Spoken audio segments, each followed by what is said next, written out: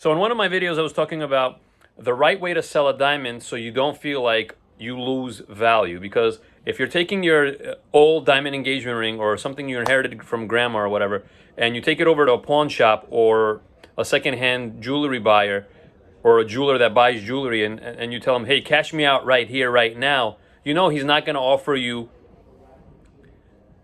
market value. Is going to be below market value because you want him to cash you out in 15 minutes on the spot. That's not the right way to do it, right?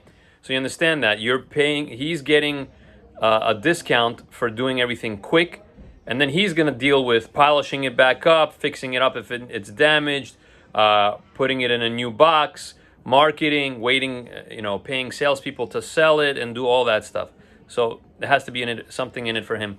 So he's going to be buying it from you below wholesale, because otherwise he's not interested in dealing with you. You could get a perfectly brand new diamond, make a phone call to somebody like me. He wires me or sends me a check. If we're doing business, I send him a brand new diamond. So he has to now buy it from you lower than it would have cost him if he would deal with a wholesale vendor like me. Great, we established that. Then I also mentioned, you know what?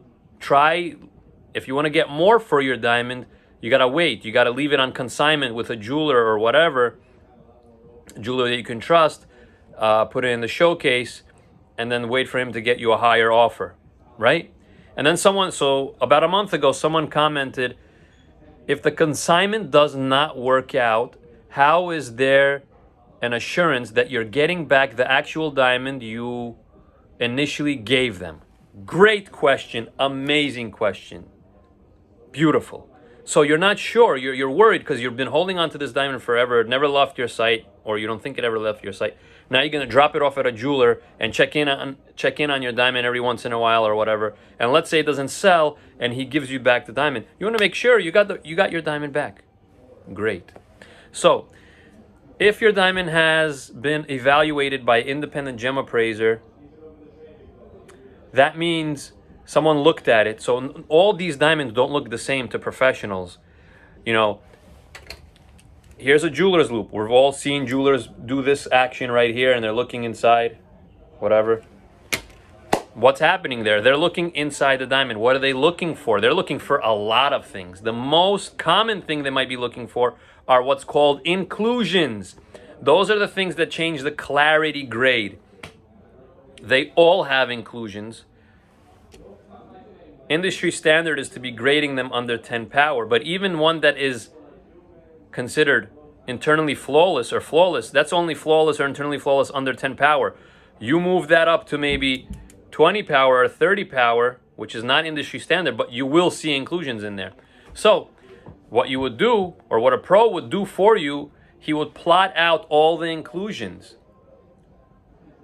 It's kind of like a fingerprint on a human. The diamond will have its own arrangement of inclusions, different types of inclusions, different number of inclusions in different positions. So there's crystals, there's needles, there's feathers, there's pinpoints, there's clouds, indented naturals, all that stuff. Where are they? How many are there? Are they there? Are they not there? All that stuff. And that gets plotted out onto a diagram.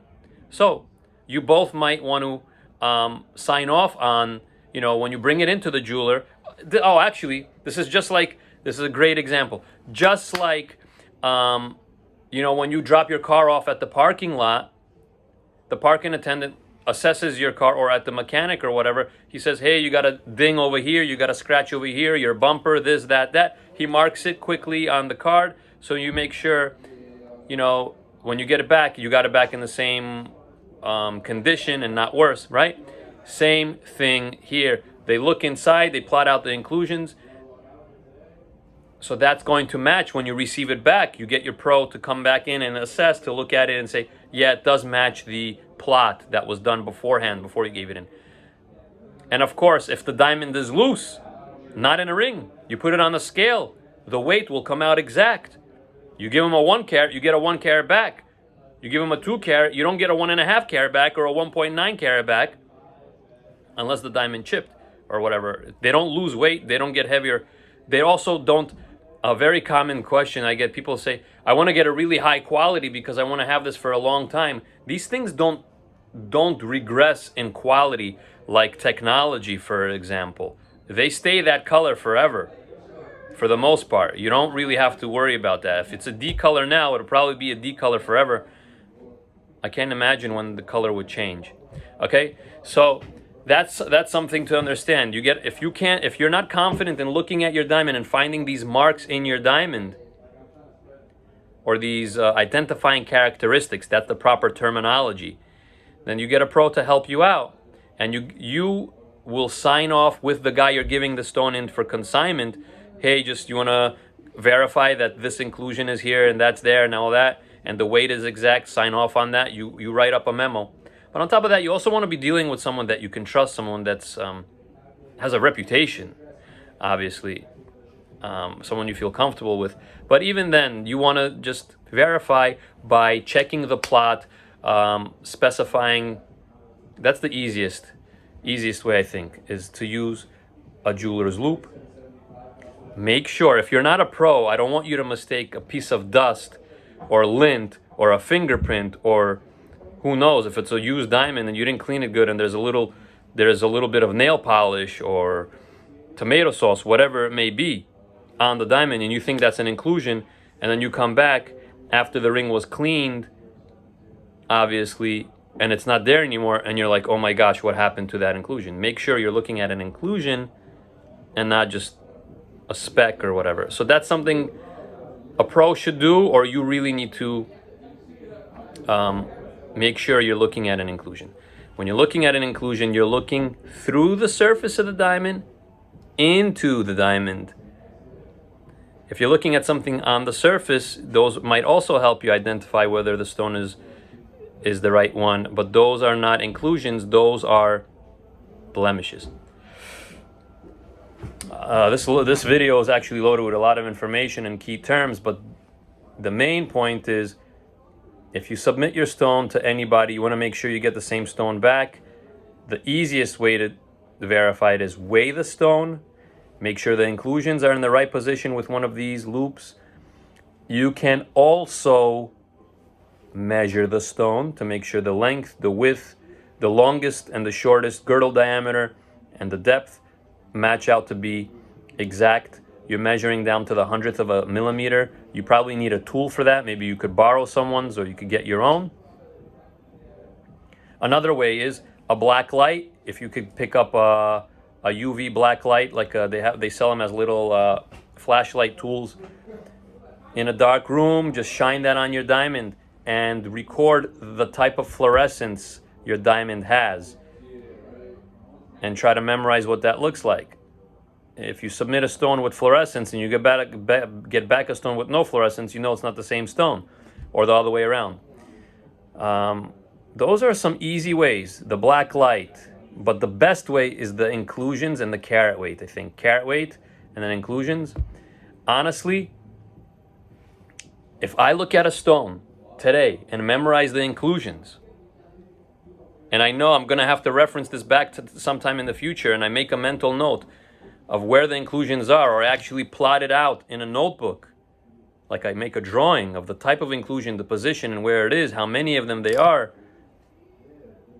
it would be impossible to fool me. Impossible. So that's the thing. It's really the inclusions you want to look at. So what do you do if your stone is flawless? It doesn't have any inclusions, and you're trying so hard to find it even with a 20 power or a 30 power magnification, you don't see it. You measure it.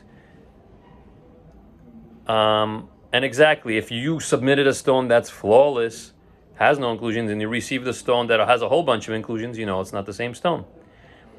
But measuring it, the fluorescence, the carat weight, and then you could also pay attention to things like, does the stone have a Q-lid or not? Bunch of other things of how the facets are arranged. And another thing you could do these days, this is not you don't have to have this, but if you have it, it's nice, it helps. It's another way to verify. You know, all these things have to check off. Sometimes diamonds can have a laser inscription inscribed on the girdle. The girdle is the outer edge of the diamond between the crown and the pavilion. there's going to be a number inscribed. Sometimes you can have a message inscribed, your name, your phone number, a romantic message, all that stuff. But those are all different ways to tell one stone apart from another. And these are all assuming that the diamond you received back passed the diamond tester test, of course. You know, if you gave a diamond and it came back not a diamond, it's another situation. You want to make sure your diamond tester, if you're going to be relying on a diamond tester only, it's very tough. I always would use a loop to see what it looks like. And if you are going to be using a diamond tester, make sure you know how to use your diamond tester. Make sure you have a fresh pair of batteries in there, because having the wrong batteries or accidentally hitting the wrong part of the jewelry piece will throw the whole thing off, and you're gonna have to do it over and over and over and over. I don't need diamond testers to tell if a diamond is a diamond. I have a trained eye for it. I could spot cubic zirconia and other simulants from a mile away.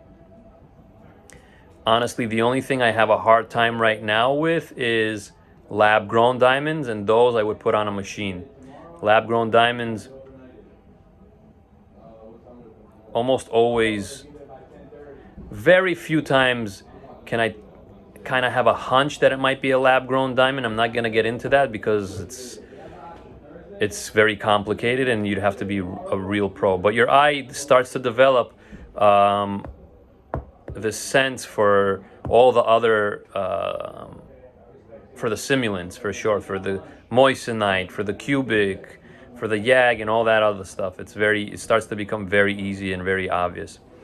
Wow, it's a 12-minute video. If you have any questions, comment below. But this was just basically how to tell you're getting back the same diamond that you submitted.